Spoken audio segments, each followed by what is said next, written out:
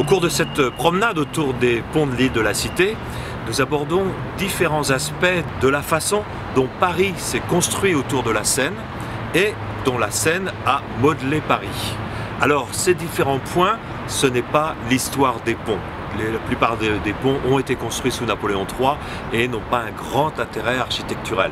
Donc nous allons aborder les maisons qu'on construisait sur les ponts. Nous allons aborder la façon dont on construisait les ponts et voir pourquoi ils étaient si chers et si longs à construire, si rares aussi. Nous allons enfin parler de la force motrice qu'apportait la Seine à Paris, les moulins bien sûr, les pompes aussi, qui permettaient de fournir de l'eau au centre de Paris. Et enfin, le dernier point, non, le dernier point je ne vous en parle pas maintenant puisque sinon vous ne viendriez pas.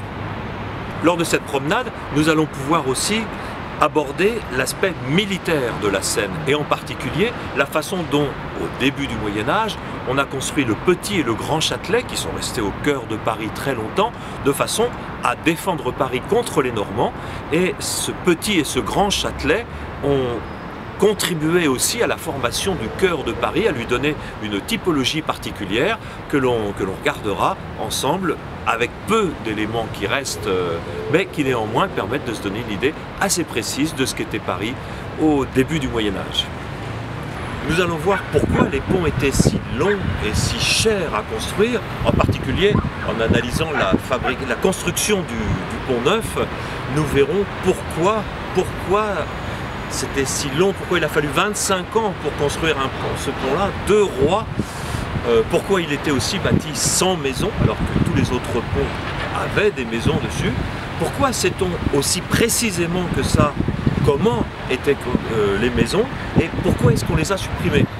Le pont au Change a changé plusieurs fois d'inclinaison lors de sa longue histoire. Pourquoi a-t-il changé d'inclinaison? À cause des Normands.